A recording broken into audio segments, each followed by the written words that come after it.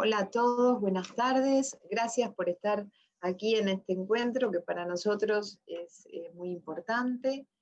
Contamos con la presencia de la doctora Cecilia de Cabo. Ella es una amiga y compañera de muchos años. Compartimos la residencia en el Hospital Durán. Luego muchísimos años aquí en la unidad de neonatología del Sanatorio Tamendi como coordinadora. Y luego, bueno, el tiempo quiso que busque otros horizontes y así se orientó hacia Canadá. Con gran esfuerzo logró una posición muy destacada, es médica neonatóloga en Winnipeg, profesora asistente de la Universidad de Manitoba y codirectora del programa de seguimiento neonatal de la misma universidad. Realmente para nosotros contar con la posibilidad que Cecilia nos cuente, sabiendo cómo es nuestra realidad, cómo funciona un sistema tan organizado de salud como es Canadá, es muy importante. Quiero destacar que hacer seguimiento realmente es un compromiso enorme. Toda la gente que hace seguimiento, nuestros colegas, compañeros médicos, enfermeras, estimuladoras, todo el equipo que implica el seguimiento, sabemos de la dedicación tan importante que tienen, muchas veces sin la valoración tan necesaria que se tendría que tener. Sabemos que acompañar familias que además tengan algún tipo de hándicap, sus chicos, no es algo fácil, y sin embargo, la verdad que es muy, muy loable y muy importante. Así que vamos a contar, y ya he visto muchísimos nombres de gente amiga, compañeros que se dedican a seguimiento desde hace tanto tiempo y que seguramente nos brindarán aportes muy destacados, y contaremos con la doctora Lidia Giudice, que coordina la red de seguimiento de la ciudad de Buenos Aires como panel reactivo, pero por supuesto que esperamos las preguntas a través del chat. Bueno, Ceci, cuando vos quieras, te esperamos. ¿Se escuchó todo lo que dije yo? Sí. Pero me escuchan, ¿verdad? Sí, perfecto. Compartí tranquila pantalla. Bueno, espero, se ve la pantalla, ¿verdad? Se ve perfecto. Bueno, gracias por invitarme. Y lo que quería compartir con ustedes es esto de la información en el seguimiento de prematuros. Porque muchas veces tenemos la información, sabemos de la información, pero después no la utilizamos. Y el proyecto canadiense y la manera en la cual se comparte y se utiliza la información me parece muy interesante. Les quería decir que yo no creé ninguno de estos sistemas, que no soy la parte más importante de estos sistemas, solamente soy una de las personas, de las miles de personas que formo parte del sistema, pero realmente viniendo de Argentina me parece muy interesante.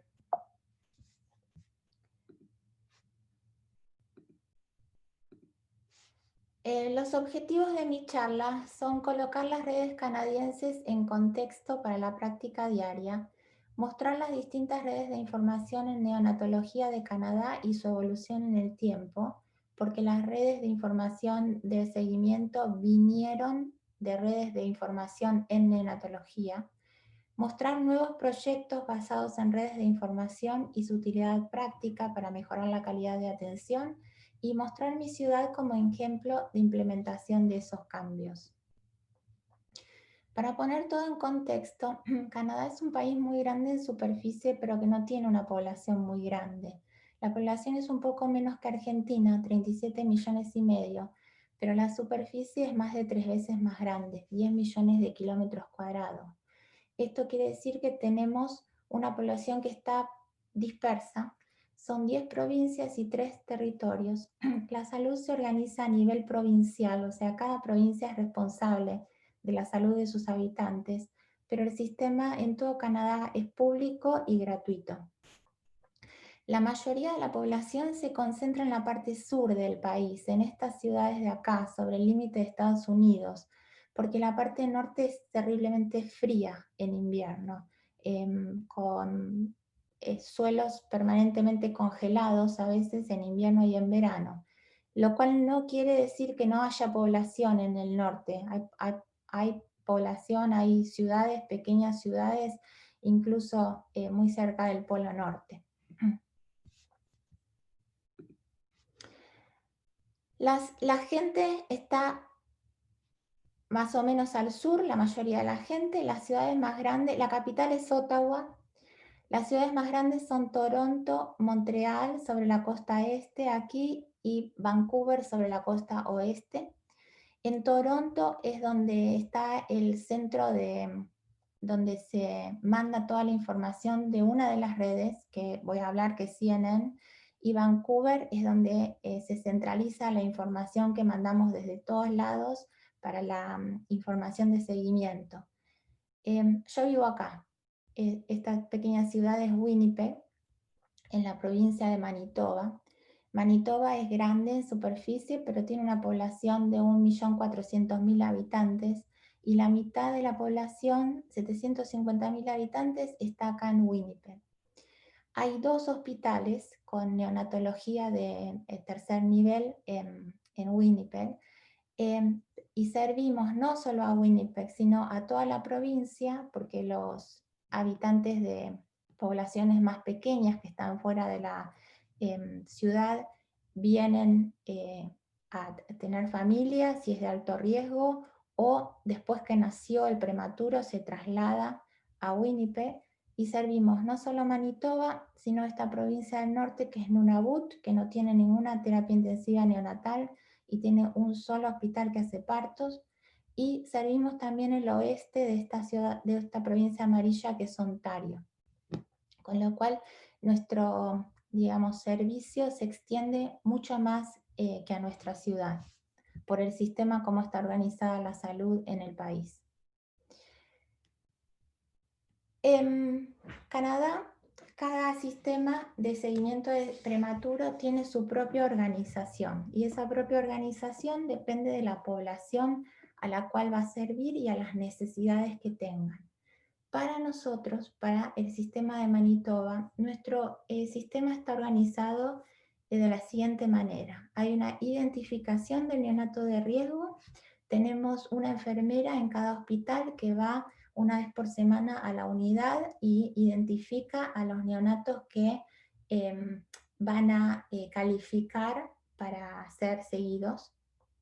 Esos pacientes se citan y se ven y se hace una evaluación que para nosotros es alrededor de los 6 meses de edad corregida, pero en otras provincias se hace antes. Cuando hacemos la evaluación, evaluamos crecimiento, la vista, la audición, el desarrollo madurativo y problemas médicos. Depende de esa evaluación, intervenimos, mandamos a los pacientes a distintas consultas, terapias, terapia ocupacional, fisioterapia, terapia del lenguaje, soporte en la comunidad, soporte social. También tenemos un rol en educación, porque los residentes de pediatría rotan vienen básicamente un par de días a ver lo que hacemos como parte de su rotación por pediatría de neurodesarrollo, enfermeras de neonatología, terapeutas. Los residentes de posbásica de neonatología hacen un mes de rotación con nosotros para tener una idea de lo que es el seguimiento. Y también tenemos un rol en investigación en mejoría de la atención. Participamos en trabajos multicéntricos y somos parte de las redes, que está CNFAN, Parent Epic, que son las redes que voy a usar, y también de otra red, de la cual no voy a hablar hoy porque no son pacientes prematuros, pero que se llama Terapias Complejas, que sigue a todos los pacientes que tuvieron operaciones cardíacas y pacientes con trasplantes, básicamente, o que tuvieron ECMO. Nosotros tenemos criterios de inclusión y esos criterios son los que va a usar la enfermera cuando va a la unidad y dice, bueno, este paciente va a ser seguido. Nosotros en Manitoba decidimos que en vez de edad gestacional iba a ser peso de nacimiento, entonces seguimos a todos los menores de 1500 gramos, con lo cual es básicamente todos los menores de 30 semanas más o menos, y hay unos bebés con retraso de crecimiento intrauterino también, que merecen ser seguidos. Esas son la mayoría de nuestros pacientes, pero también vemos encefalopatía hipóxico-isquémica, y para entrar, para decir que tienen encefalopatía hipóxico-isquémica, seguimos los criterios de CNN, que es otra base de datos que voy a usar. Pacientes que tuvieron convulsiones neonatales, aunque no entren por otro criterio, anomalías del sistema nervioso central, hemorragia intracraniana, aunque sean mayores de 1500 gramos, ACV o stroke, no sé si ACV es una buena traducción al castellano, de bebés, meningitis, hiperbilirrubinemia si es muy alta o si requirió exsanguíneo transfusión, infecciones congénitas como STORCH que afectan el neurodesarrollo, y anomalías congénitas, síndromes que afecten el neurodesarrollo. Hipertensión pulmonar, otras como displasia broncopulmonar, pacientes que requirieron ECMO, eventos hipóxicos severos, si un paciente tuvo un arresto cardiovascular y estuvo hipóxico, lo seguimos, hernia diafragmática, por supuesto, cardiopatías complejas, y después los referidos, que pueden ser pacientes que nacieron en otros lugares y se mudaron a Manitoba, o pacientes que se nos perdieron por cualquier razón, porque fueron transferidos a otros hospitales antes de que se dieran el alta y que la enfermera no tuvo tiempo de enrolarlos, o por cualquier razón, y el pediatra o algún otra persona de salud los refieren. Cuando son múltiples, si uno está enrolado, supongamos uno tuvo menor de 1500 gramos, pero el otro no, los dos quedan enrolados. Para que tengan una idea, porque es una provincia chica, con una población baja, en el 2019 vimos un total de 323 pacientes, de los cuales la mitad, o un poco más de la mitad, 159 son prematuros, menores de 1500 gramos. Y los otros se dividen más o menos en todas las otras criterios de inclusión. Somos 3 médicas, 2 pediatras de neurodesarrollo y yo. Y tenemos una enfermera en cada centro que nos ayuda en cada uno de los 2 hospitales. Es un equipo multidisciplinario con fisioterapeutas, terapistas ocupacionales, terapia del lenguaje. Tenemos trabajamos en conjunto con otra clínica, que es una clínica de problemas de alimentación, que manejan chicos que están alimentados con sonda nasogástrica o que tienen gastrostomías, y tenemos mucha relación con otra clínica que es de terapias complejas, con chicos que sin ser prematuros tienen muchos problemas de salud, y necesitan múltiples especialistas. Se ven en otra clínica y tenemos una relación muy estrecha y se ven en el mismo lugar físico donde nosotros los vemos. También tenemos relación muy estrecha con una clínica de ortopedia, donde mandamos a los pacientes con parálisis cerebral, y una clínica de espasticidad de los pacientes de parálisis cerebral, y se tratan de ver de una manera conjunta, donde todos tengan la información, todos los que están viendo el paciente tengan la información de esos pacientes. Eso es con respecto a Winnipeg. Winnipeg es parte de un sistema de redes de una red de servicios de seguimiento. Pero esa red de servicios de seguimiento, que es esta acá, que se llama CNFAN, se inició, vino de otras redes de seguimiento que se crearon, de redes de neonatología que se crearon antes, que me parece importante, me parece interesante ver cómo fue la evolución. La primera que se creó fue CNN, que es Canadian Neonatal Network, o sea, Red Canadiense Neonatal, que se creó en 1995. Esa red tiene la base en Toronto y empezó juntando información de casi todas los servicios de neonatología del país. Esa base de datos continúa, es perinatal, o sea, empieza desde que los problemas de la madre de salud de la madre cuando se interna, y une toda la información del paciente hasta que se va de alta de NICU. Esa red de información evolucionó a otra red que se llama EPIC, que básicamente la misma gente que hacía la red de CNN empezó a decir, bueno, tenemos toda esta información, hay que usarla para mejorar lo que hacemos en las unidades, y empezaron a hacer EPIC. En un momento, la gente que hacía seguimiento dijo, en el 2009, dijo, bueno, miren, estas bases de datos funcionan muy bien. ¿Por qué no tener una base de datos con la información del seguimiento? Y así podemos compartir la información y ver lo que hacen los demás. Y se creó CNFAN, que es el Canadian Neonatal Follow-up Network, o sea, la red canadiense de seguimiento.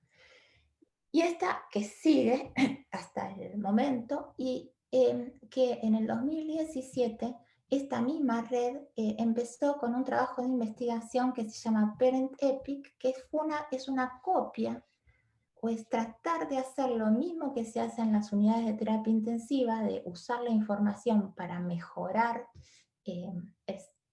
lo que se hace en el seguimiento. Y ahora voy a usar unas cuantas slides en explicar cada una de estas redes. La primera entonces fue la Canadian Neonatal Network, se crea en 1995, incluye 30 hospitales y 17 universidades de todo Canadá. Es una base de datos perinatal y neonatal y reporta mortalidad y reporta las morbilidades más importantes de NICU. Cada centro manda sus datos.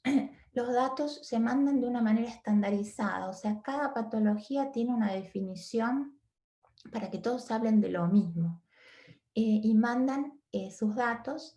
Sirve para hacer investigación, pero sirve también para mejorar calidad a través de EPIC, y publica un reporte todos los años que es de acceso libre a internet. Si ustedes googlean Canadian Neonatal Network, que les aparece los últimos años de reporte, con un montón de gráficos, con todos los resultados de Canadá.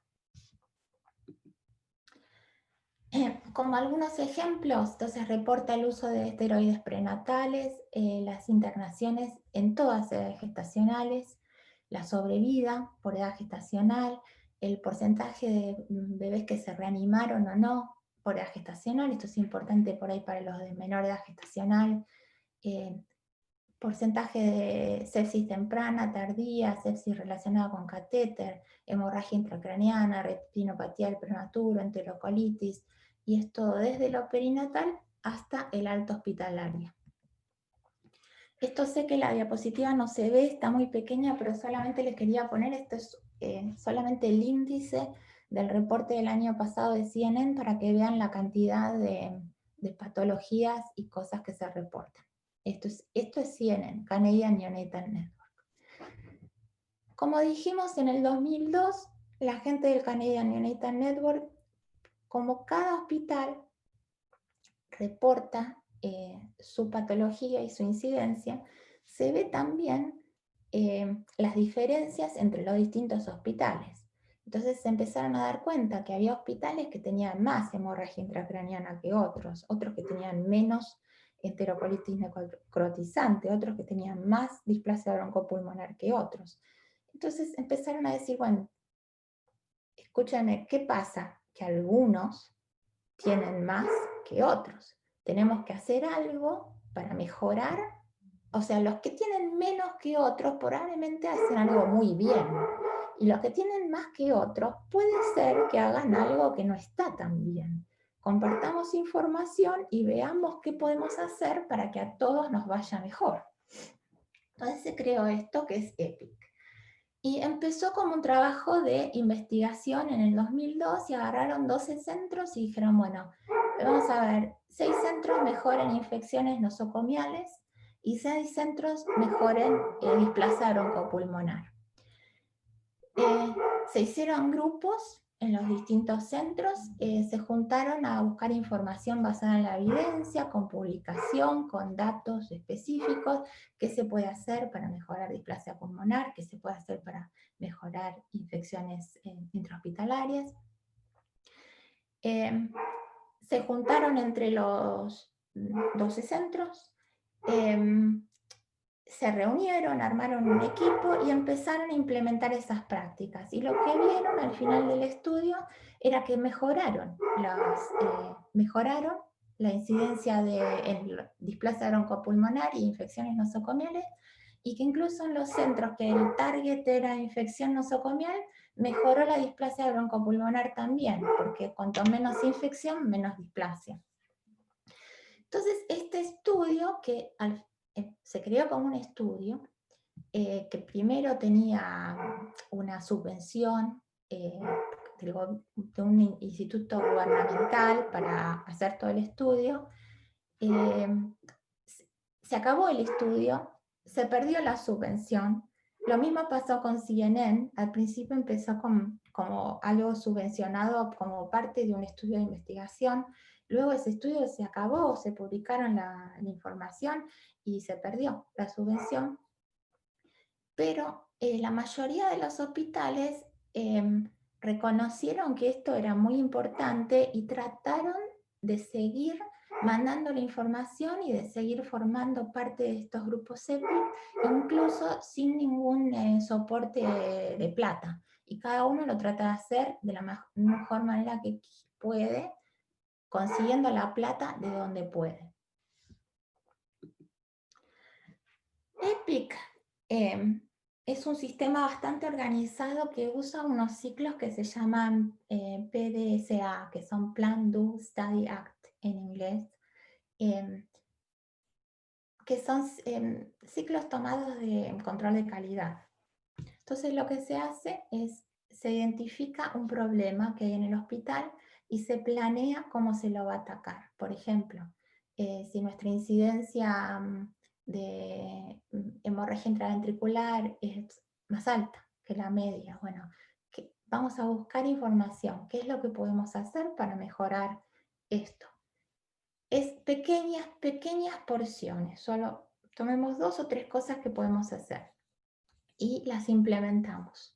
Una vez que las implementamos, al tiempo revemos, a ver qué nos pasó, tuvimos problemas en implementar esto, por qué esto nos sirvió, por qué esto sirvió. Y sobre esos problemas que surgieron o que vimos que surgieron, actuamos para tratar de mejorarlos. Y después planeamos otra cosa que podemos hacer, y es en pequeños pasos. Los que hacen parte de EPIC tienen como un pequeño entrenamiento de esto, de cómo crear estos ciclos, y así es como se lleva a cabo. Entonces, los distintos centros usan EPICS y esos centros PDCA para mejorar las complicaciones que son más relevantes para sus centros. Por ejemplo, si en Winnipeg nosotros tenemos una de las incidencias más bajas de displasia broncopulmonar. Entonces, para nosotros displasia broncopulmonar no es un problema, pero sí fue un problema en un momento infección intrahospitalaria, o es ahora un problema hemorragia intraventricular. Entonces sobre eso es lo que trabajamos. A su vez, es muy colaborativo porque, por ejemplo, como Winnipeg tiene una baja incidencia de displasia broncopulmonar, los hospitales que tienen alta incidencia de displasia pulmonar nos preguntan a nosotros, ¿qué hacen ustedes? ¿Cuáles son las normas? ¿Cómo ventilan ustedes a los pacientes? Para ver cuáles son las diferencias y ver lo que ellos pueden implementar. Nosotros hacemos lo mismo con hemorragia intraventricular. ¿Qué hacen ustedes distinto que nosotros podemos cambiar?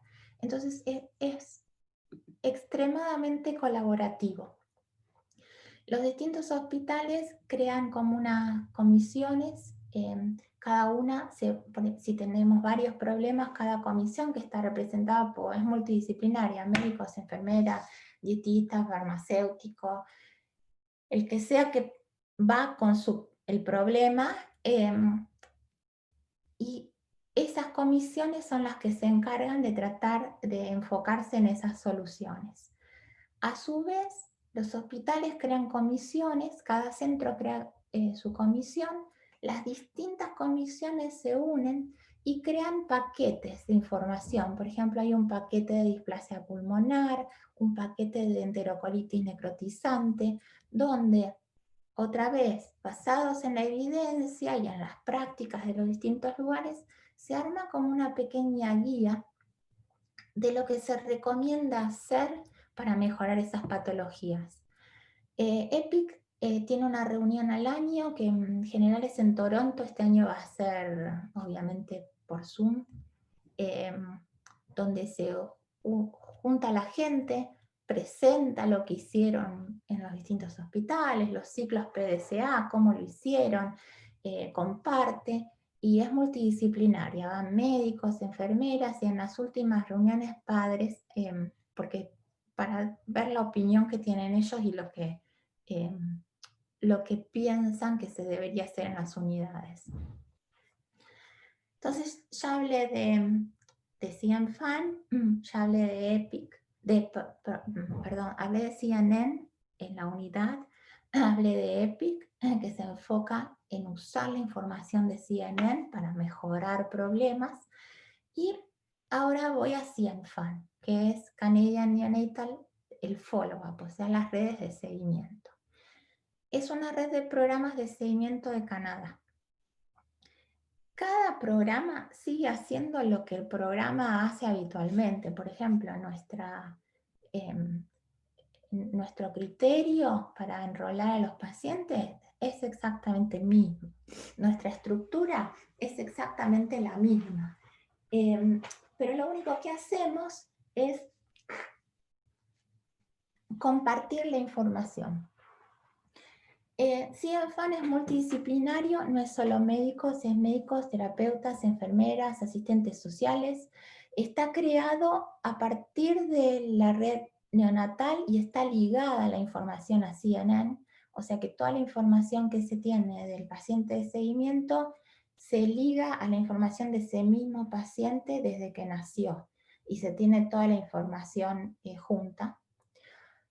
Y se hace para facilitar investigación, colección de datos, transmisión de conocimiento y mejorar la calidad de atención y los resultados a largo plazo de los pacientes de seguimiento.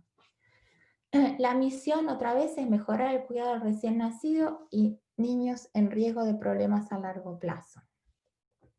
Los objetivos, desde que se creó, fueron establecer una red de profesionales, o sea que todos, cada tanto nos reunamos y compartamos información y vemos lo que hacemos todos juntos. Estandarizar los sistemas de evaluación, porque muchas veces depende de las publicaciones que uno lee, lo que evalúan es distinto, el test que usan es distinto, la edad es distinta, lo que se considera como importante es distinto. Entonces, hablemos todos de lo mismo. Estandaricemos las definiciones, qué es lo que para nosotros es importante prevenir que tenga un niño cuando crece, que sale de la NICU.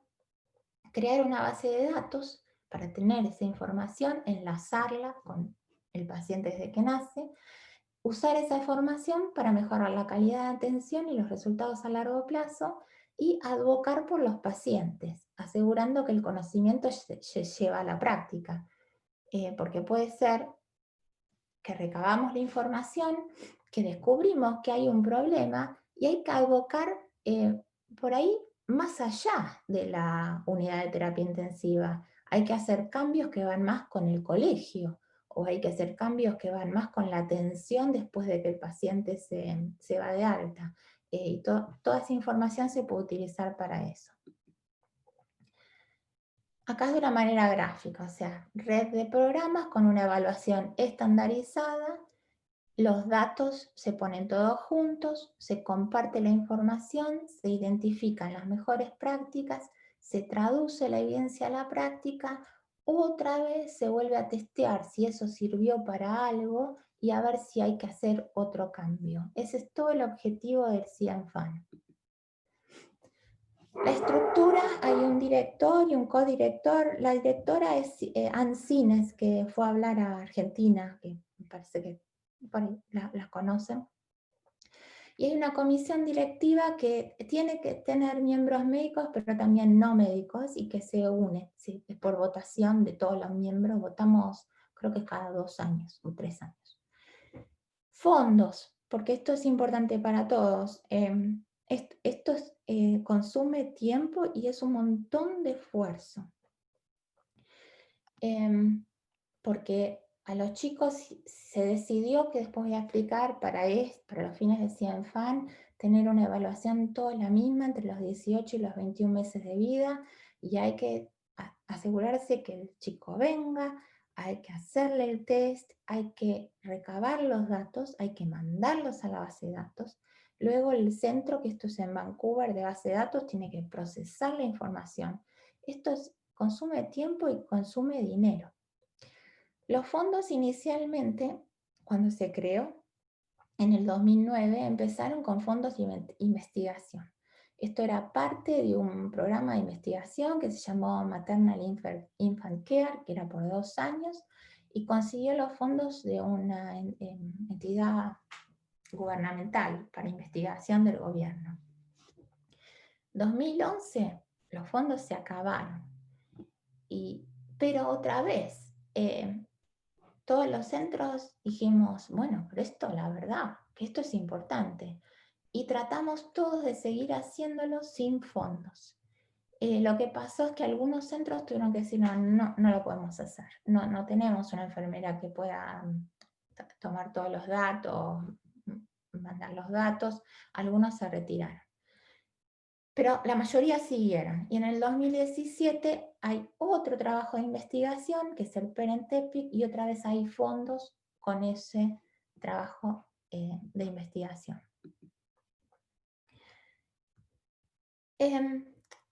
Con esto, de que empezó como un trabajo de investigación, después se perdió, ahora volvió como trabajo de investigación, hubo 2 eras del CIANFAN. Una del 2009 al 2011, que había fondos que se evaluaron a todos los prematuros menores de 29 semanas, entre las 18 y 21 meses de edad corregida, entre el 2011 al 2017, que no había fondos. Con esto de que no había fondos, actualmente son 26 centros, y entre el 2009 y el 2016 se evaluaron 6.432 chicos, de los cuales 5.863, o sea, la mayoría, pero no todos, se pudo linkear los resultados con el CNN. Hay un reporte en internet del 2019 de los niños nacidos entre el 2009 y el 2016, que está publicado. Además de recabar datos y tratar de publicarlos y ponerlos todos juntos, el CIANFAN va más allá de eso. Hay reuniones que son por teleconferencia o por teléfono, 4 veces al año, donde más o menos se pone una agenda de problemas que pueden ser basados en estas redes de información o basados en otros problemas comunes que se ven en el desarrollo, en el seguimiento, y ver cómo se solucionan. Por ejemplo, ahora en las últimas reuniones lo típico es decir, ¿cómo están haciendo ustedes para seguir con el COVID? Porque no se pueden ver los pacientes. Y cada uno pone sus ideas y realmente uno a veces dice, uy, sí, hagamos lo que están haciendo en Edmonton, porque la verdad, y esa compartir de información que es a veces en una forma informal o más informal, sirve para mejorar la calidad de, de atención.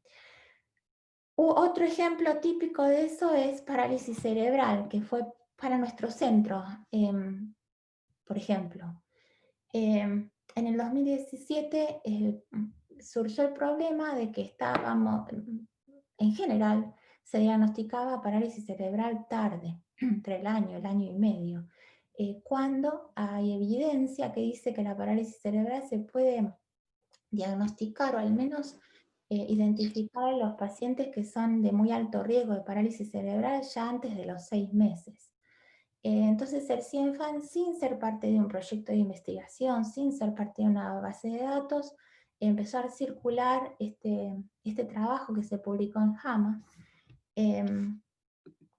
donde básicamente después de hacer una revisión de toda la información, llegaban a la conclusión de que la parálisis cerebral se diagnosticaba demasiado tarde, que usando una combinación de test estandarizados más la historia clínica se puede ayudar a identificar parálisis cerebral mucho antes, y llegaban a la conclusión, analizando todos los datos, de que antes de los 5 meses, si se usaba una resonancia magnética nuclear, sí se la tenía, o la sonografía, o el examen de Prechter, que es evaluación de movimientos generales, o otro examen neurológico que se llama HINE, Hammersmith Infant Neurologic Examination, se podía con un 90% de sensibilidad predecir parálisis cerebral, y después los 5 meses de nuevo con la resonancia, el HINE y este otro Developmental Assessment of Young Infants. Cuando surgió esto, lo que hicimos entre todos fue decir, bueno, vamos a buscar,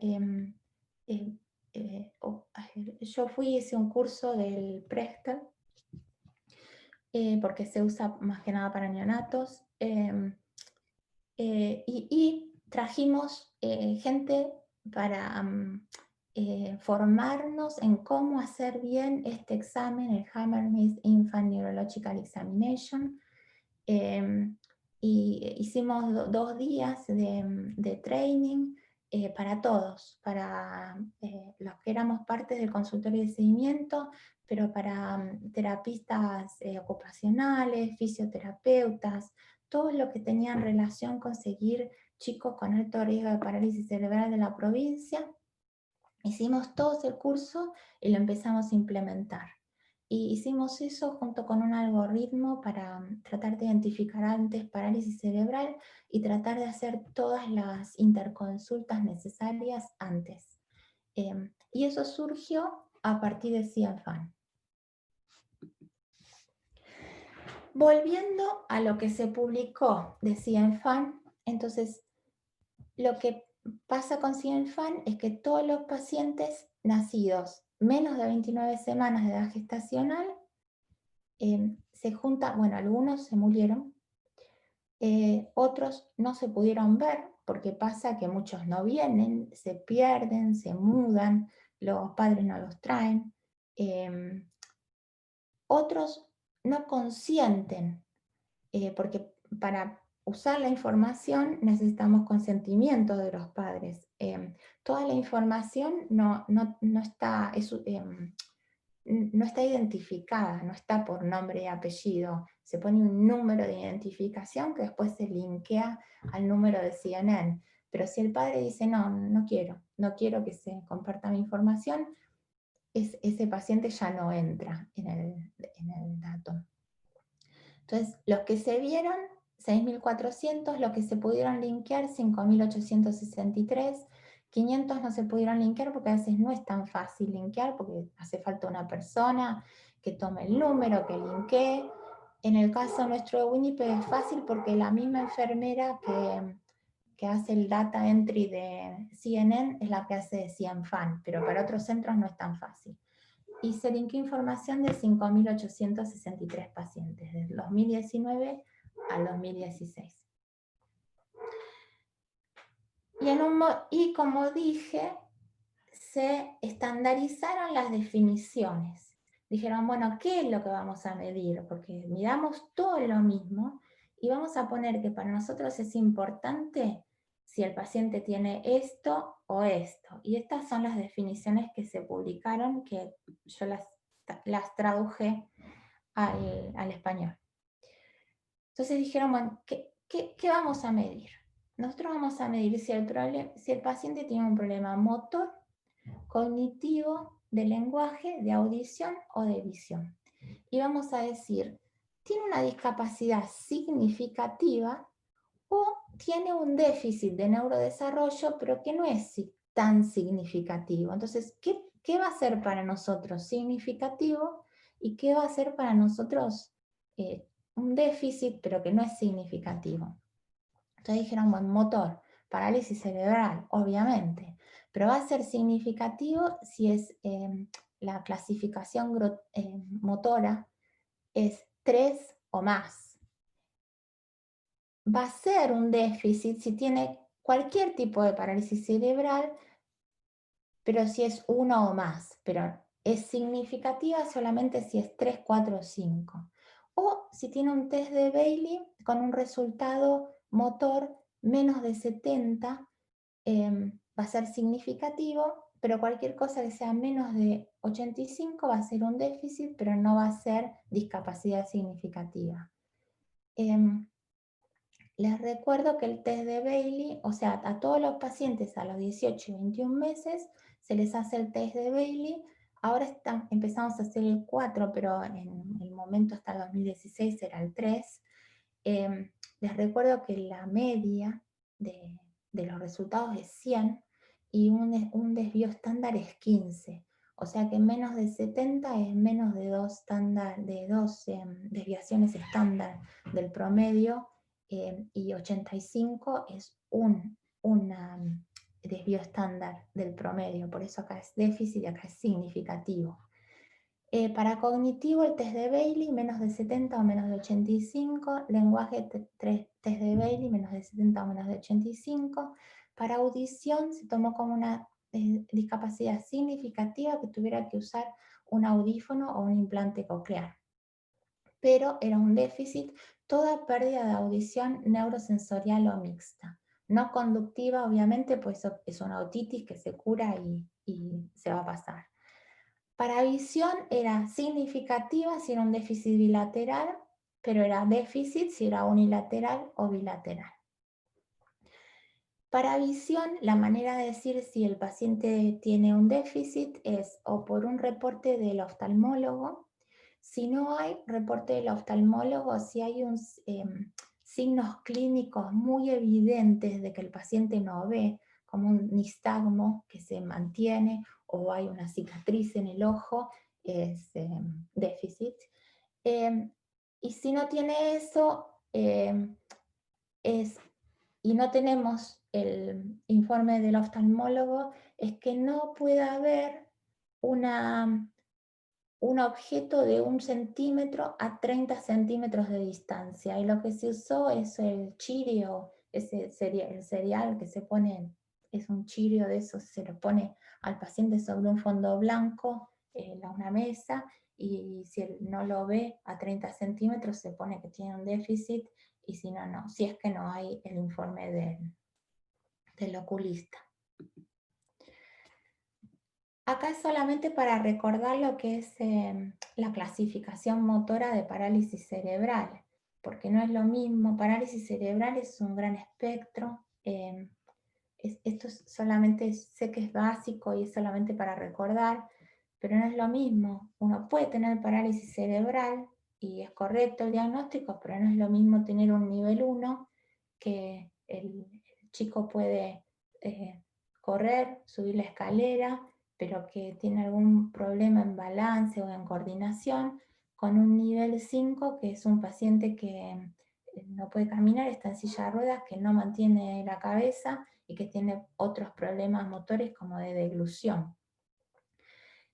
Por eso es que el CIENFAN dijo, bueno, nivel 3, 4 y 5, que ya es un paciente 3, que la mayoría de los casos tiene que usar una silla de ruedas, va a ser discapacidad significativa, pero el 1 y el 2, que sí tiene parálisis cerebral, pero puede caminar por su cuenta, va a ser un déficit.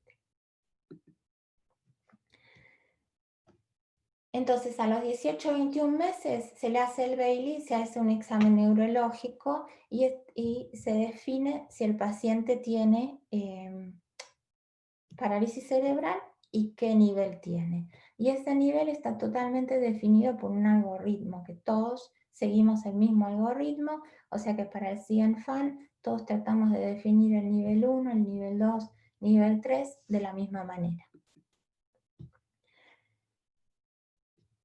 Con todos esos resultados que se vieron desde el 2009 hasta el 2016, llevó bastante tiempo procesar todos los datos y se llegó a un reporte.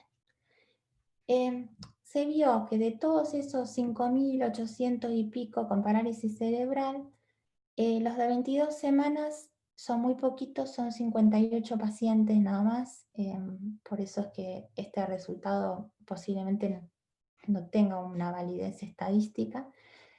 Pero lo que se ve que si los más chiquititos, bueno, entre sospechada y definitiva un 17%, eso baja bastante a las 28 semanas, sospechada y significativa 7, y definitiva 7, pero si no 5%. Audición no es un problema realmente grande porque hasta los de 23 semanas, si ustedes consideran severo, es un 7%, y eso va bajando, pero igual consideren que déficit de audición no es mucho en los prematuros, pero es 10 veces más que en la población general. Visión no resultó muy alta, porque 11% en un 22 semanas, bilateral, y es bastante baja cuando se llega a las 28 semanas. Y donde sí se vieron más diferencias fueron en los Baileys cognitivos y en los Baileys de lenguaje, sobre todo. Cognitivos, sí, 20% a las 22 semanas tienen un problema serio cognitivo. Esto baja bastante, pero digamos 22 semanas no está tan mal. Motor, un 20% tienen problemas significativos motores a las 22 semanas, eso baja a las 28 semanas. Y donde se vio que los prematuros, el área que peor de los prematuros, donde tenían más problemas, era en el lenguaje, en el área del lenguaje. Con más de un 60% de los chicos nacidos a las 22 semanas, pero hasta un 25% de los de 28 semanas tenían algún problema del lenguaje. Eso se vio en todos los centros, que el área, digamos, más débil o peor era el lenguaje.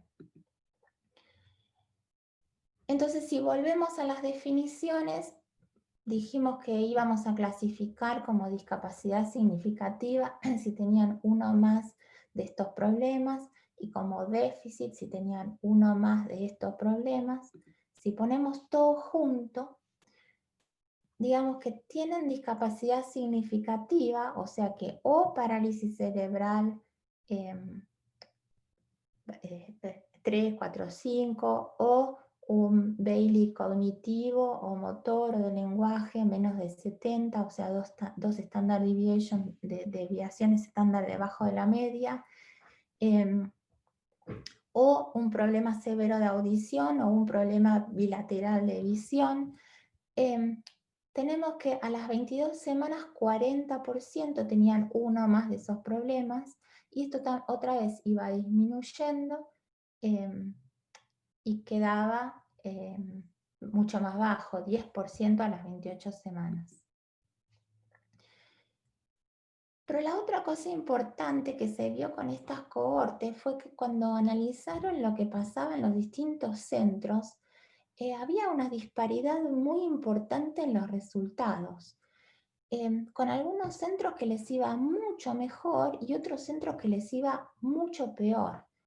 Este gráfico lo que muestra es, estos numeritos de acá son los distintos centros que reportaron, que se pudieron linkear y que tenían, otra cosa importante, que para el seguimiento se usaron los centros que tenían por lo menos 70% de seguimiento, porque si tenían muy bajo seguimiento, los resultados no se consideraron importantes. Todos esos centros, si están dentro de este túnel verde, es que más o menos están dentro del promedio. Los que se salen del túnel verde para arriba es que tienen una incidencia más alta de problemas de desarrollo, y los que están para abajo es que tienen una más baja. Y si no tocan este 1 es que la diferencia es estadísticamente significativa. Entonces ven que acá este centro estadísticamente significativa más alta, y hay acá dos centros que son estadísticamente significativas, tienen incidencia más bajas. Este centro de acá, el número 10, y este, el 21, que entra pero apenas toca al 1, casualmente eran los dos centros de Winnipeg. Cuando hicieron toda la cohorte del 2009 al 2016, seguía habiendo diferencias, pero se normalizaron un poco, ya no son estadísticamente significativas. Pero nuestros dos centros siguen estando en los que más problemas tienen. Estos resultados, los del 2009 al 2011, se publicaron en el 2017. Y este sería el resumen de lo que mostraron esos resultados. Que la mayoría de los prematuros de menos de 29 semanas, 83,5% de los prematuros no tienen problemas significativos, pero 46% tiene algún tipo de problema, aunque menos severo. A menor edad gestacional, mayor incidencia de problemas, lógico. El área de mayor problema es el lenguaje, y hay mucha variación entre los centros. Yo esto siempre trato de mostrárselo a los residentes de neonatología que tenemos, porque muchas veces en las charlas o la información que se le da a padres en la neonatología con los pacientes de más baja edad gestacional, siempre es una cosa muy pesimista de cómo les va a ir en el futuro. Y por eso siempre para mí es importante mostrarle estos del 83,5%, incluso si uno va a las 22 semanas, que si uno se fija en la incidencia, sí, es alta, es mucho más alta que la población general, pero no es tan pesimista como hay un preconcepto en muchas neonatologías. Entonces, cuando se vieron estos resultados, que habíamos hecho la evaluación estandarizada, linkeamos los resultados, vimos que el área del lenguaje era la más comprometida y que había mucha diferencia entre los centros, dijimos, bueno, ¿por qué hay tanta diferencia de los centros? Hay que buscar algo. Tratemos de buscar soluciones que se puedan hacer dentro del seguimiento para que se puedan implementar, llevar a la práctica y ver si eso mejora los resultados. Y así es como nació el proyecto Parent Epic, que comenzó en el 2017, es investigación, todavía está en curso. Y lo que se decidió es, bueno, dividamos esos 26 centros, 13 van a hacer el control, o sea, no van a hacer nada distinto a lo que están haciendo ahora, y 13 van a tratar de identificar soluciones tratando de solucionar el problema que ellos tienen y ver si cuando volvamos a ver a estos prematuros, un poco mejoran las diferencias entre los centros. Obviamente Winnipeg estaba ahí alto en ese túnel verde, obviamente fue, no el control, pasó a ser el que tenía que hacer algo y así fuimos uno de los centros. Entonces la cosa era identificar áreas de problemas. Nosotros dijimos, bueno, tenemos más alta en cognitivo también que la media, pero dijimos, bueno, vamos a partir con lenguaje. Vamos a empezar con lenguaje, porque es peor lenguaje cognitivo. Perdón. Hay que buscar soluciones basadas en la evidencia, implementarla, auditar periódicamente que sean implementadas, corregir los errores y ver si los resultados cambian después de 3 años.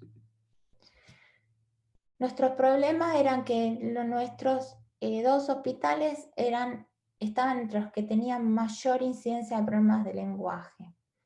Y no es que los que estaban entre los que tenían mayor incidencia, eran los que tenían mayor incidencia en problemas de lenguaje. Entonces nos pusimos a buscar soluciones. Esas soluciones se buscaron en el contexto de todo el CIENFAN. Se armó como un grupo que iba a buscar literatura, ver cosas que ya habían comprobado ser efectivas para mejorar área de lenguaje o cognitivo.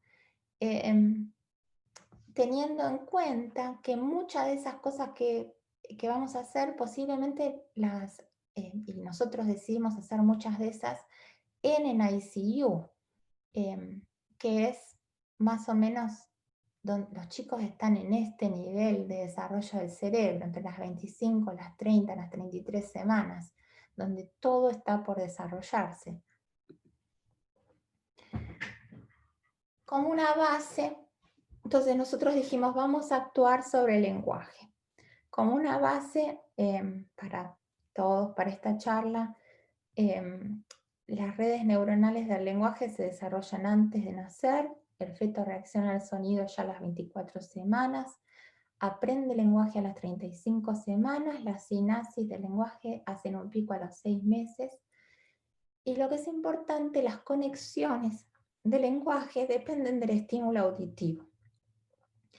O sea que la cantidad y calidad del lenguaje percibido en los 3 primeros años de vida determinan el lenguaje futuro del niño y su alfabetismo.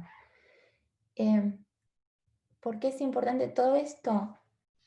Porque basando en todo esto, lo que hay que hacer, o algo que no es tan difícil de hacer, es estimular el lenguaje desde que el bebé entra en el ICU.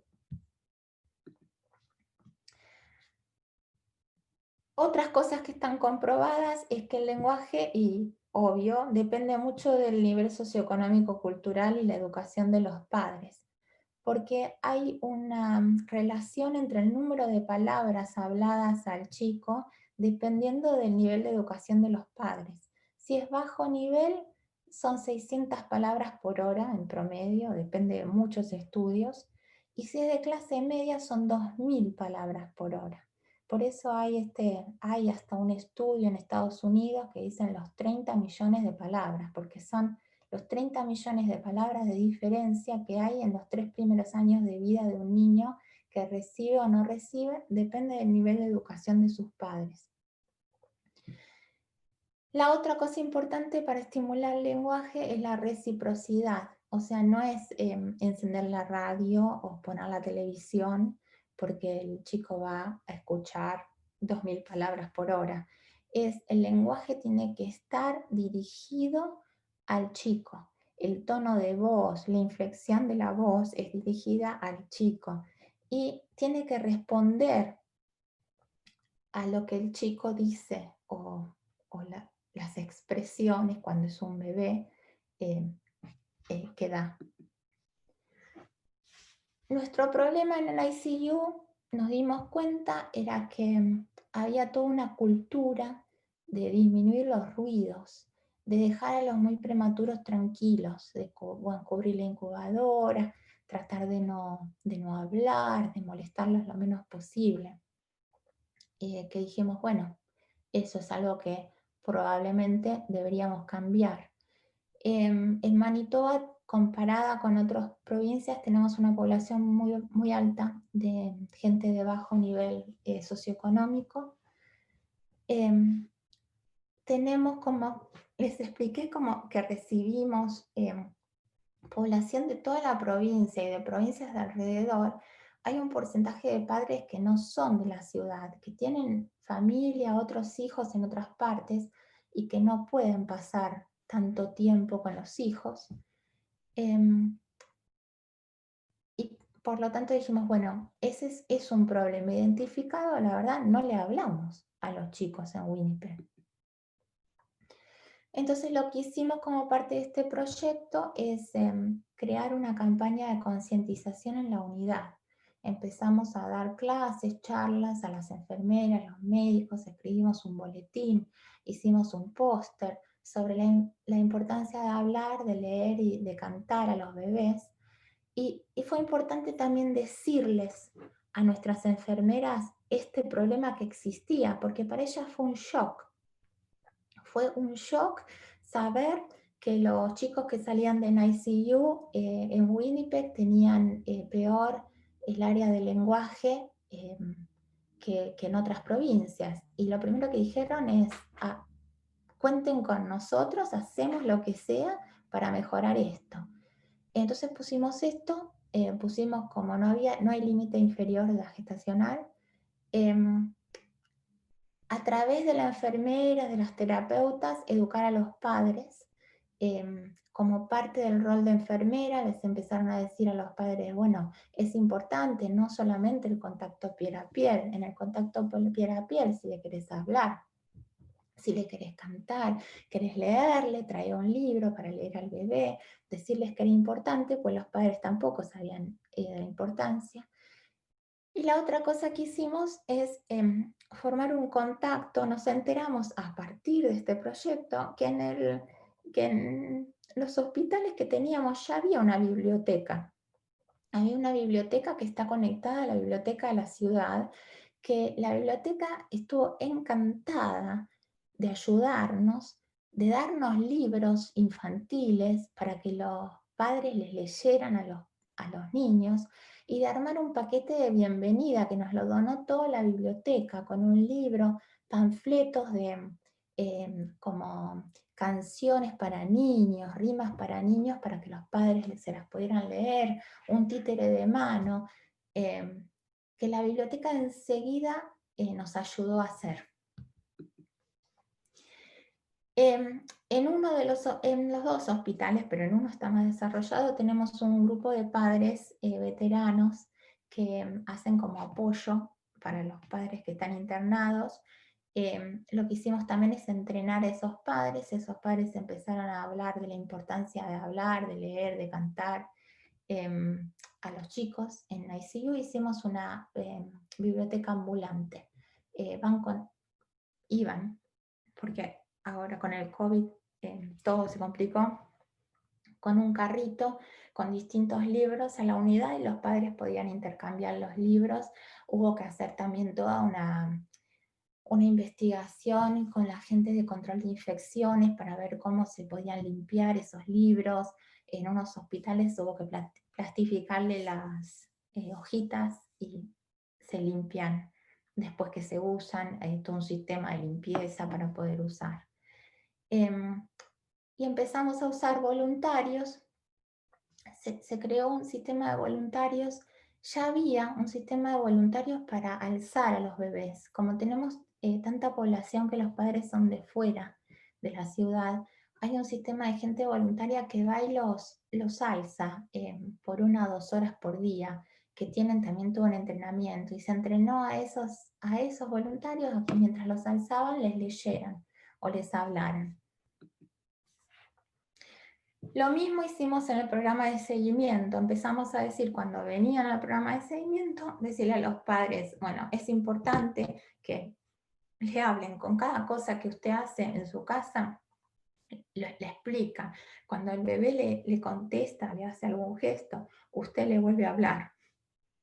Y le empezamos a regalar con el dinero que nos dieron de este estudio de investigación, un libro a cada familia la primera vez que venían, les damos panfletos sobre la importancia de leer, de cantar, y empezamos a su vez a auditar si lo que estábamos haciendo en ICU estaba bien. Empezamos a hacer como un cuestionario.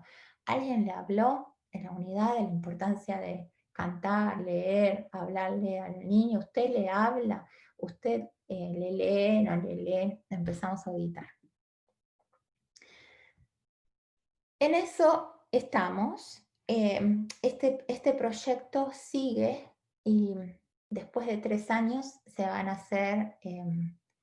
a volver a publicar los resultados, a ver con los hospitales que hicieron cambio versus los hospitales que no hicieron cambio.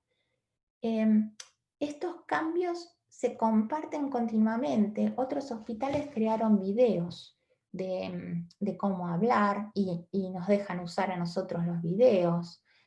Cada vez que alguien encontraba algo nuevo, lo comparte y se comparte entre todos. Hay otra parte de este estudio que se está basando en otra cosa, y es porque nosotros buscamos a los 18 y 21 meses, para nosotros fue importante, para los médicos o el sistema de salud, si habría problemas de visión, de audición, cognitivas, de lenguaje. Pero por ahí para los padres eso no es lo relevante. Por ahí para los padres otra cosa es lo relevante. Lo relevante es si duerme, si se socializa.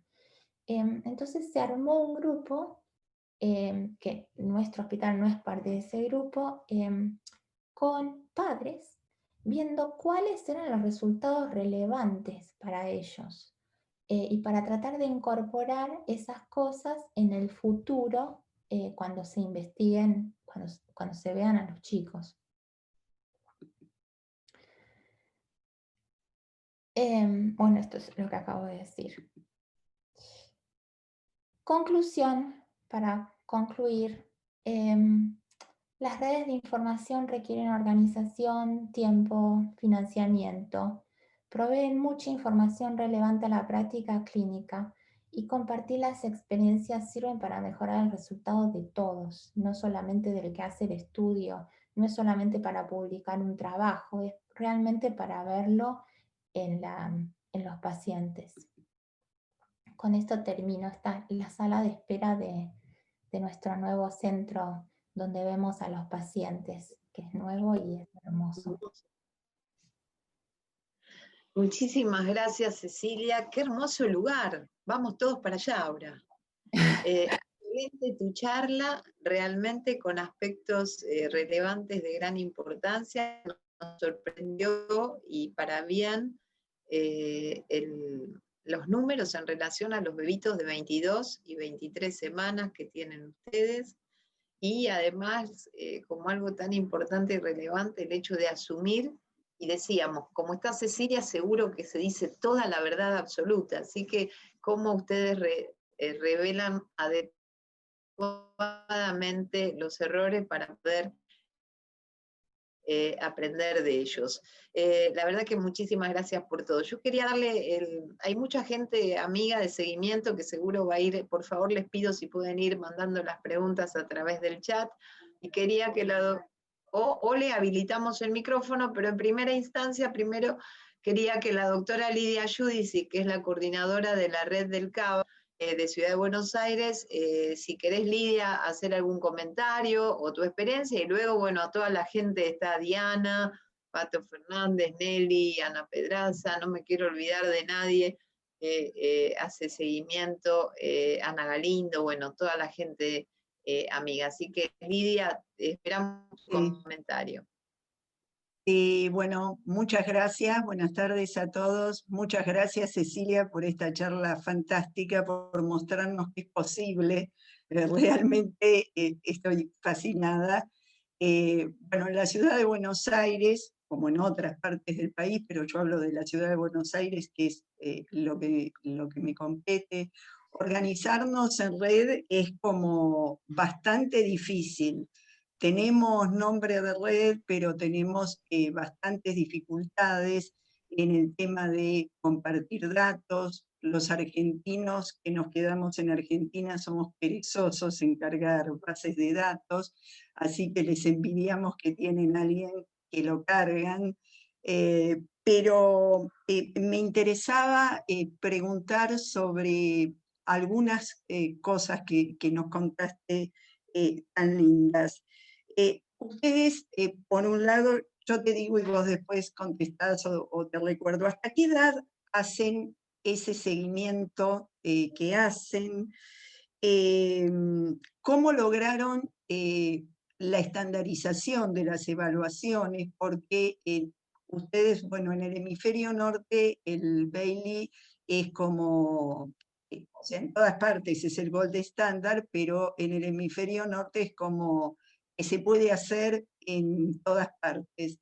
En Argentina, no solo que no está validado para Argentina, si bien hay gente que se ha capacitado para hacerlo, pero no todos los consultorios por una disponibilidad de recurso humano y de tiempo pueden hacerlo, así que cómo ustedes lograron esa estandarización para que todos lo hicieran. ¿Qué valor pronóstico le asignan a ese Bailey hecho a los 18, 21 meses que bueno, tiene un poco que ver con hasta cuándo prolongan ustedes el seguimiento? Y hay algo que me llamó la atención, como vos muy bien dijiste, lo de la combinación de Prestel con la evaluación de Hein, que es un elemento altamente predictivo de parálisis cerebral. Pero ustedes que hacen la evaluación a los 18 o 21 meses, como un corte, como una foto de estos chicos, ¿en qué momento disparan las intervenciones? O sea, porque si un chico ya en el postnatal inmediato tiene Prestel y Hein alterados, ahí mismo debería activarse la prevención. ¿Cómo calculan ustedes esto cuando hacen la evaluación a los 18 o 21 meses? Y ¿qué otras áreas que al menos para nosotros son muy importantes del seguimiento, como por ejemplo el crecimiento, si ustedes eso lo tienen también incorporado a la base de datos o no? Porque nosotros el crecimiento es algo que seguimos muy de cerca, aparte, bueno, Carmen es alguien que nos ha enseñado a todos muchísimo sobre crecimiento y nutrición durante el seguimiento, y es algo que nosotros le damos mucha importancia. Así que, bueno, por ahora y para dejar espacio a que pregunten alguien más, esas son mis preguntas, después cualquier cosa te consulto. Yo me las fui anotando, así no me olvido. Bailey, el Bailey. El Bailey no es pronóstico. No sirve. Como vos dijiste, esto de los 18, 21 meses es una foto. Es una foto y decir, este chico está acá ahora. Es una foto que nos sirve, pero que no sirve para pronóstico, y eso se lo dicen los padres. Sí sirve para actuar en el momento. Si el Bailey, si tiene un problema de lenguaje, por supuesto voy a empezar a trabajar en el área de lenguaje o motora, pero no para pronóstico. ¿Cómo hacemos el Bailey? El Bailey es caro, el Bailey hay que pagarlo. El Bailey lo hacen en mi centro. Bailey, uno puede hacer un curso, después hay que hacer un video, mandar una serie de videos para que uno lo acrediten. Lo puede hacer un médico, una enfermera, terapista ocupacional. En nuestro hospital lo hacen varias terapistas ocupacionales y una o dos psicólogas que tenemos. ¿Qué les tenemos que pagar? Porque el sistema es público y porque esto y por lo otro, nos hacen un precio que no es caro para Canadá, son $100 por Bailey. Pero el Bailey es un test. El Bailey está hecho, se hace en Estados Unidos, se creó en Estados Unidos para población de habla inglesa. El Bailey no está validado para otros idiomas. Por ejemplo, no está validado para habla francesa. No sé si está validado para español. Nosotros, Canadá tiene una población francesa. Y por eso se eligió la edad de 18 a 21 meses. Porque a los 18 y 21 meses se pensó que el lenguaje no influía tanto en los resultados del Bailey. Cuanto más grande, como ustedes saben, el Bailey se puede hacer hasta los 4 años. Cuanto más grande es el chico, el lenguaje empieza a tener mayor incidencia en el test.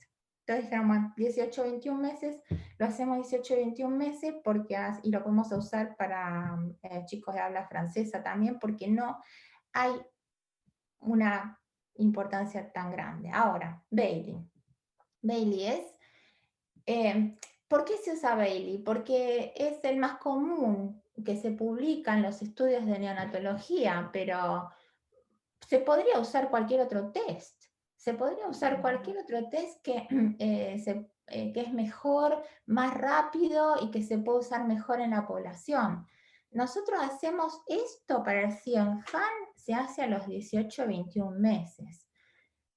Pero nuestros prematuros, lo que hacemos nosotros, si el bebé tiene un peso de nacimiento menos de 1000 gramos, cuando se va de alta del hospital, ya se va con una, se refiere a terapias, se va con el turno para ver a una terapista, el que lo ve en general a los 2 meses, 3 meses de vida.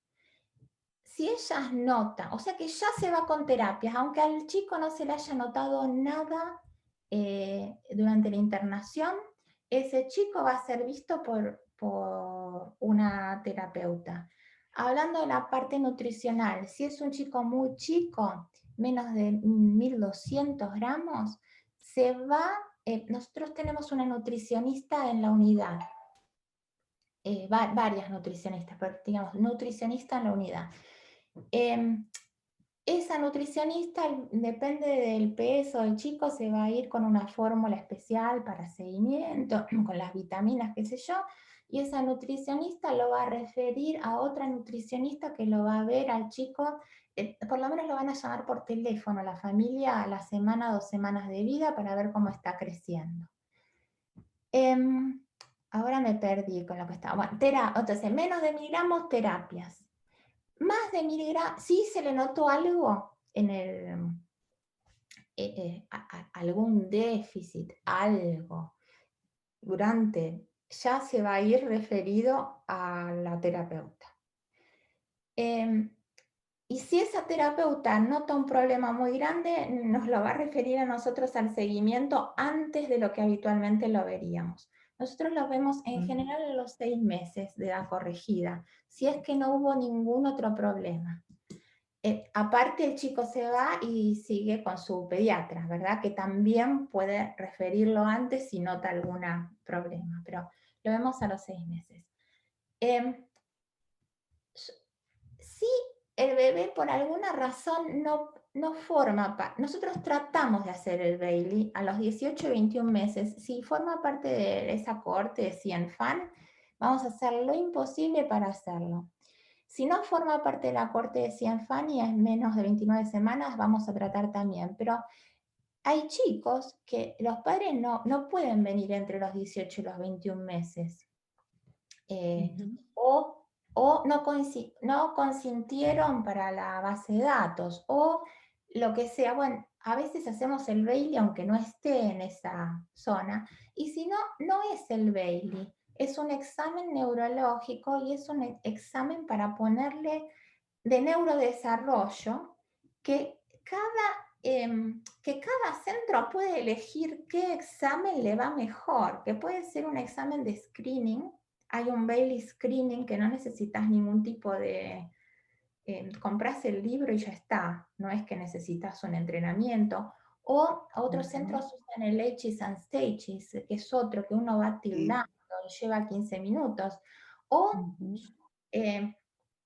uno puede elegir el sistema que culturalmente y con el idioma castellano que te sirva mejor para hacerlo antes. Porque para mí lo importante, sí, esto está muy lindo, y uno publica, y está lindo saber que hay diferencia entre centros y que tenemos que mejorar, pero lo básico es ayudar a ese paciente en particular.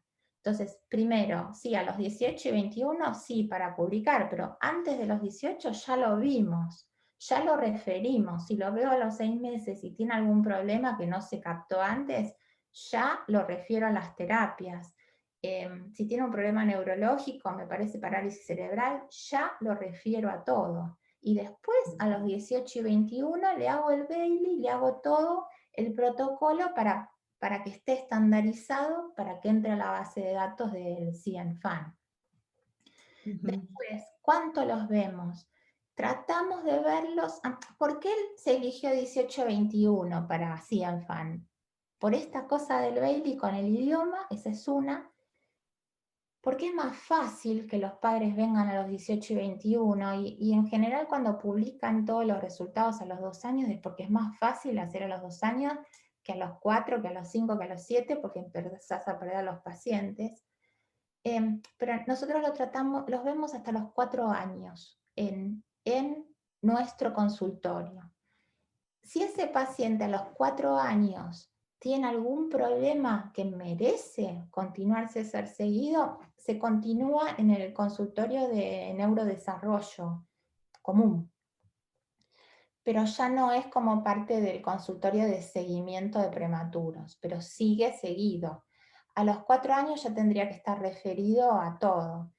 Pero sí, 18 y 21 meses... en la práctica hay que seguirlos más, porque 18 y 21 meses podés perdés problemas de déficit de atención, autismo, te lo podés perder, que son cosas que pueden pasar a los prematuros, o sea que hay que seguirlos más. Intervenciones, ya hablé, el punto del consultorio de seguimiento es intervenir lo antes posible, entonces intervención desde... ya hay una terapista ocupacional y fisioterapeuta en la unidad, pero los referimos para que lo sigan después. Crecimiento es, cada vez que vemos a los pacientes en el seguimiento, una de las cosas que hacemos es el peso, la talla, el perímetro cefálico, y si los pacientes no están creciendo bien, se los refiere a la dietista, y hay un consultorio de alimentación que siguen pacientes con problemas de nutrición y con problemas de alimentación, entonces los referimos. Me parece que ahí están las preguntas. Creo que sí. La verdad que Lidia le preguntó, han resumido incluso muchas de las preguntas del chat. También tenemos algunas manos levantadas. Antes de eso quería, si podés, contestar algunas preguntitas del chat que complementan las preguntas de Lidia, y es si todos tienen acceso a las terapias en el sistema de salud de ustedes. Ya habían preguntado hasta cuándo lo seguían, qué controles hacen de hipoacusia, si tienen algún esquema como para medición de hipoacusias, en qué edades y qué controles hacen. Y uno de los médicos, el doctor Macarone, pregunta si es la primera visita, es a los 6 meses, entonces en el consultorio de seguimiento, y después le damos lugar a la doctora Abervig Ruth, que también levantó la mano. Acceso a terapias, sí, o en las terapias son gratis, porque el sistema de salud es público. Lo cual, cuando uno lo oye, dice, wow, qué bueno, pero después en la práctica tiene sus problemas, porque como es gratis, hay lista de espera. Si viven en Winnipeg, el acceso es bueno, pero nos pasa el problema, sobre todo en Manitoba, que hay comunidades bastante remotas, muy chiquititas, y que hay un porcentaje, en todo Canadá hay un porcentaje de la población que es indígena, que son las comunidades que vivían en Canadá antes que vinieran los conquistadores, qué sé yo. Esas poblaciones fueron, te diría, destruidas por los blancos. Parezco ya una activista política. Los destruyeron culturalmente, y esas son las clases socioeconómicas bajas de Canadá. Viven en reservas, viven en los lugares donde acostumbraban vivir sus ancestros, que son lugares en general muy pobres, fuera de la ciudad.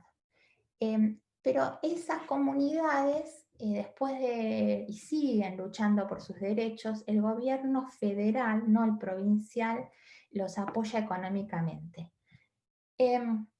Esas comunidades son las que tienen un acceso más difícil a las terapias.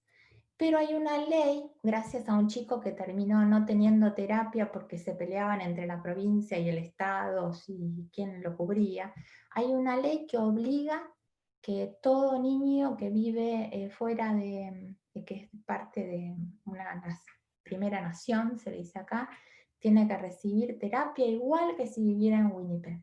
Entonces, a partir de esa ley van terapistas a los lugares, se crearon centros, y te diría que el acceso es bastante bueno. Después tenés el problema cultural en sí. Si los padres vienen o si los llevan a la terapia, o si realmente reconocen que hay un problema, que ese también es un problema en sí. Acceso a la terapia te diría muy bueno si están en Winnipeg, no tan, o en ciudades más grandes, no tan buenos si están afuera, pero tienen acceso. Después, la hipoacusia. Hipoacusia, bueno, está igual que en Argentina, yo creo que sí, igual que hay que hacer el screening, ¿no? Antes que se vaya de alta, de audición. En Argentina, ¿sigue la ley? Sí, sí. Bueno, en Manitoba, esta ley de que se le hace el screening a todo bebé empezó hace 2 o 3 años nada más, mucho más atrasado que en Argentina. Antes había una lista de factores de riesgo, pero se le hace un screening cuando está antes de irse de alta, y cuando ya llega a los 35 semanas, más a término. Todo bebé prematuro va, porque tiene mayor riesgo de hipoacusia, entre los 6 y 8 meses el servicio de audiología vuelve a citar a los padres. Les mandan una carta, los llaman por teléfono, le hacen otro de audición. Después, en general, si ese es patológico, le vuelven a hacer, activan la consulta con otorrinolaringología, que la hace directamente el servicio de audiología.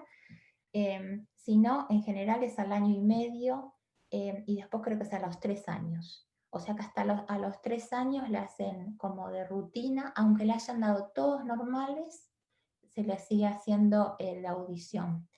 Eso es automático, yo no tengo que hacer nada para hacer eso, pero siempre cuando vienen a la consulta me fijo que no se haya perdido, que los padres no se hayan perdido, les recuerdo a los padres que les va a llegar la carta. Eso con respecto a hipoacusia. Creo que eran esas, ¿no? Las preguntas. Sí, perfecto. Quería preguntar algo a la doctora Ruth y después tengo por chat varios comentarios de la doctora Rodríguez, Galindo, Pato Fernández y Bertani. Así que Ruth, ¿querés comentar o preguntar? Hola, Cecilia, ¿cómo te va? Hola. ¿Cómo andas tanto tiempo? Saludos a tu familia, a tu marido, que fuimos compañeros del primario. Sí, Juan siempre se acuerda de vos. Escúchame, quería comentar a todos que, hablando del Bailey, en el año 2015 hay una adaptación hecha española para poder utilizarlo con la lengua española, que se hizo en Barcelona, y que es muy buena, y agregó varias modificaciones el Bailey común, sobre todo la parte atencional y del lenguaje, así que hay una adaptación hecha por profesionales y es muy buena desde el año 2015, que se utiliza para la lengua española y también portuguesa. Eso quería comentar. Gracias, perfecto. Sí, no sabía. Yo estoy segura que para francés no existe porque son como las dos lenguas que se usan acá. Para español no estaba segura. Mejoraron los baremos y agregaron mucho de resolución de problemas atencionales y toda la parte del lenguaje, que es diferente del inglés, obvio. Te quería hacer una pregunta y después dejo a los demás que saben más que yo. Con el hecho esto de que vos comentaste, se empezó a hablar más en la terapia. Viste que hablaste de las terapias, que nosotros tenemos siempre tapadas las incubadoras. ¿Desde qué momento lo están haciendo? Porque no hay límite de edad gestacional. no Cuidado. controlan O sea, la incubadora, nada de eso. la incubadora sigue tapada. Ajá. Lo mismo, ¿viste? Se trata de hacer todas las cosas juntas, de no molestar al paciente, la posición, todo lo mismo.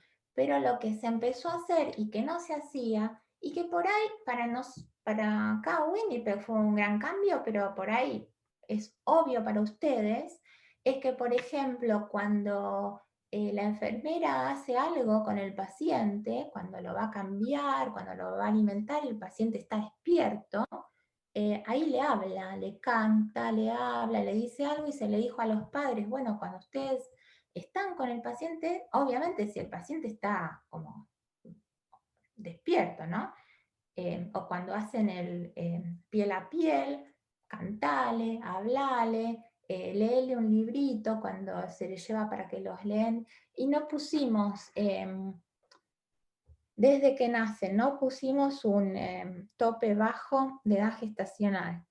Obviamente, todo esto, si tengo un paciente de 23 semanas que está con 4 drogas vasoactivas, sedado porque tiene los parámetros respiradores están recontra altos, un tubo de neumotoras, qué sé yo, sí, la madre la va a tocar un poquito, le va a hablar, pero no es que le va a estar leyendo el librito, porque la madre más vale va a estar llorando en un rincón. Imagino. Dentro de las posibilidades, ¿verdad? Entonces ustedes, la gente que hace seguimiento, ¿cuándo toman contacto con los niños? Porque de alta van según como quién decide, el neonatólogo de la terapia, si va a un terapista y sigue con su pediatra. Ustedes hasta los 6 meses no lo ven, los chicos. Tal cual, se va con el... y todo esto cambia, depende de la provincia donde estés, porque por ejemplo en Toronto los ven a los 2 meses, creo, la primera vez. Pero por ejemplo en Winnipeg funciona de esta manera. Cuando se va el paciente de terapia intensiva, se le asigna un pediatra. Si el paciente ya tenía un pediatra porque lo eligió de antes, porque tiene hermanitos, va a ese pediatra. Si no tenía, se le asigna un pediatra. Y ese pediatra lo va a ver a la semana de vida la primera vez, si no requiere antes por alguna razón. Ese pediatra se decide, los pediatras tienen como una lista de guardia. Entonces, depende del día que haya nacido el chico, qué sé yo, por ejemplo, yo soy pediatra y yo estoy de guardia esta semana y la otra. Todos los chicos que nazcan esta semana y la otra me los van a asignar a mí. Mientras, cuando no, ahora con el COVID no están viniendo a la terapia, pero si no, lo que hacen en general es venir y se interiorizan de cómo vienen unas por semana y se ven cómo está el chico y se comunican con los padres. Ahora no están viniendo por el COVID, pero bueno, les llega un resumen de la historia clínica, lo que pasó al chico, y ese es el pediatra que los va a seguir. Perfecto. Después sí, las terapistas, ya están como las terapistas de la unidad, las terapistas fisioterapia, que serían como las kinesiologías, sería, ¿no? O estimulación temprana. Es una carrera universitaria acá, fisioterapia y terapista ocupacional. Fisioterapia... Sí, nos quedan poquitos minutos y hay Bueno, varias que sí, preguntitas. bueno, que sigan las otras preguntas. Un beso, Cecilia, gracias. un beso. Te queríamos preguntar acá del chat, bueno, la doctora en relación, yo te pregunto varias y vos algunas ya respondiste. ¿Cuál es, cómo hacen la adaptación en la pandemia? ¿Han visto cambio en la prevalencia de ciertas enfermedades? La doctora Galindo, ¿qué incidencia de deserción tienen? Bajar la deserción si es que tienen aumentada. Y la doctora Diana Rodríguez hace referencia a cómo manejan o si toman en cuenta el estrés postraumático en las madres y esa influencia en la crianza de los chicos. Las preguntas, perdón para todos, las preguntas que no se lleguen a contestar, muy generosamente la doctora Cecilia de Cabo la va a contestar y nosotros se las haremos llegar a través de alguno de los grupos. Perdón, Ceci, perdón. Muy generosamente, me gusta. Bueno, pandemia. La pandemia es un desastre. La pandemia fue un desastre. La pandemia arruinó todo, arruinó la biblioteca, los grupos de padres dejaron de los voluntarios. Recién ahora empezamos la biblioteca de nuevo con una persona sola, pero ya no dejan venir más a las personas para alzarlos. Está todo como en un parate, tratamos de hacerlo mejor, pero es un desastre. ¿Cómo hicimos con el consultorio de seguimiento? Tratar de hacer lo más que podemos por Zoom. Y yo le estaba contando por lo menos la parte médica. Le estaba contando antes a Carmen que yo cuando me dijeron tenés que hacer por Zoom, y dije, por Zoom no sirve para nada, pensé. Por Zoom no puedo hacer un examen neurológico, no puedo ver lo que están haciendo. Y me di cuenta después de hacerlo que uno puede sacar mucha información por Zoom. Obviamente no, uno no lo puede tocar, no le puede hacer el Heim. Pero se puede ver el tono muscular, le pido a los padres que muevan un poco las piernas, les pregunto si tiene asimetrías, y después en la parte de jugar, me pasó que muchos hacen muchas más cosas que en el consultorio, porque están en la casa, los hermanos dan vuelta, el perro le ladra, y uno ve cómo se mueven con toda esa interacción, que es mucho más enriquecedora por ahí que una visita al consultorio. Entonces, por ahí, en algunas cosas fue mejor, en otras cosas fue peor. Los pacientes que tenemos, que se ve que tienen problemas, a los padres dicen, es un problema, esos los vemos, igual los hacemos venir, lo mismo las terapias, hacen mucho por Zoom, y otros vienen a que los veamos. Deserción es un problema. Nosotros tenemos 83% de seguimiento entre los dos hospitales, con muchísimo esfuerzo. Que vengan es gratis. Cuando vienen de afuera de la ciudad, la provincia les paga el viaje, vienen en avión, les paga el hotel, y así todo no vienen, o hay gente que viene a la ciudad y no viene, no sé a dónde van, pero no viene al seguimiento. Es muy cultural, muy de educación. Otras personas no ven por qué tienen que venir y no vienen, porque ese chico por ahí está demasiado bien, y otros que están muy mal y los padres dicen no quiero ir y no vienen. Con mucho esfuerzo, con muchas cartas, con muchos llamados telefónicos, tenemos 83% y nos cuesta tener. Ese 83% no es total, no es de estos pacientes de CIENFAN, porque hay pacientes que no son de CIENFAN, pero no los podemos llegar a ver a los 18 y 21 meses porque no pudieron venir en esa ventana o se pierden para CIENFAN, pero nosotros igual tenemos nuestra propia información, ¿verdad? Pero sí, tenemos 83%. Después, PTSD. PTSD está totalmente comprobado que los padres de la unidad tienen PTSD. Si tienen PTSD, no van a hablar con el bebé. Va a ser peor todo, porque no le van a hablar, el seguimiento va a ser peor, se van a comunicar menos con los bebés, el desarrollo a largo plazo de esos chicos va a ser peor. En Winnipeg no hay psicólogo en la unidad. Hay muy poca formación sobre PTSD. Tenemos asistentes sociales que tienen alguna base como para ayudar a los pacientes, pero realmente es un área que para mí eso es lo que tenemos que trabajar.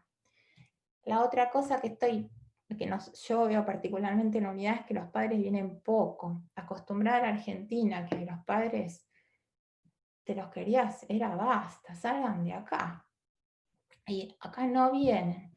Y bueno, con esto de que es importante que les hablen, mi segundo paso es tratar de hacer que los padres vengan más. Con el COVID va a ser difícil. Y vamos a empezar con un cuestionario a los padres, viendo cuáles son las barreras. Pues sabemos que algunos padres, el hospital es público, pero el estacionamiento es muy caro, por ejemplo. La comida es cara. Con el COVID había una parte para los padres que sacaron la heladera, cerraron la pileta porque no quieren que se junten. Ver en qué se los puede ayudar. Y la otra es si la unidad realmente es invitante para los padres, que algunas enfermeras realmente y algunos médicos dan un poco de miedo, pero bueno, tratar de encarar eso para tratar de bajar el PTSD, pero sí es un problema y yo creo, y es un problema.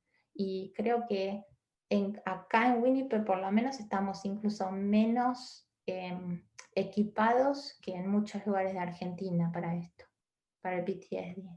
Gracias, Ceci. Ahora, por último, la pregunta es ¿a qué edad desertan? Y yo ya te agradezco, te quiero mucho y le paso el micrófono a la doctora Cristina Ocio, que va a hacer el cierre. Todas las preguntas, como les dije, las vamos a contestar en estos días. Ceci, ya sabés, te voy a mandar todos estos mensajes. Adelante, la doctora Ocio.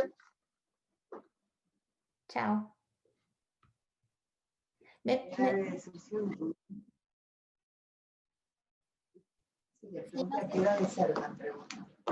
Y era una pregunta a qué edad desertan. Cuanto más grandes son, más van desertando, ¿no? Es más probable que deserten, pero depende del paciente. Hay pacientes que no vienen nunca.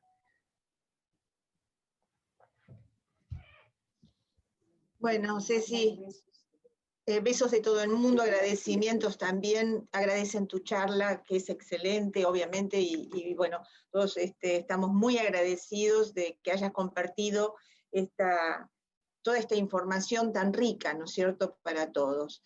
Para aquellos que no la han podido escuchar, porque bueno, es difícil a veces coincidir con los horarios, va a quedar colgada en la plataforma de YouTube, como siempre, para que ustedes puedan acceder y volver a escuchar esta charla, los que quieren volverla a escuchar o aquellos que no hayan podido recibirla por cuestiones de horario y de disponibilidad.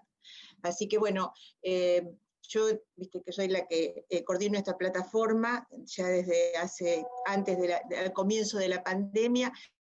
Les quiero agradecer a todos, ¿viste? La participación y los aportes que han sido muy, muy ricos, y particularmente a vos, Cecilia, con todo el cariño que sabés que tengo, y bueno, y esta disponibilidad que tuviste, y bueno, de poder comunicarnos todos estos conocimientos y estas dudas, y sobre todo esa honestidad que tenés, que siempre te caracterizó. Y que ha hecho que, bueno, uno siempre confíe plenamente en vos. Siempre has sido una persona de alta confianza para todos. Y esto lo de enemigos, pero... Bueno, eso sucede, que a veces sucede con ese sincericidio, pero bueno, La realidad es que todo tiene un costo, pero el balance siempre es positivo. Así que te mandamos un fuerte abrazo desde el corazón. Cuídate mucho. Estamos todos en esta pandemia monstruosa que nos ha avanzado la humanidad. Y bueno, y un beso grande para vos. Y gracias, Lidia, por tu participación y por todos los aportes y las preguntas, y a todos los que han participado. Así que muchas gracias. Muchas gracias de nuevo. Chao, hasta luego.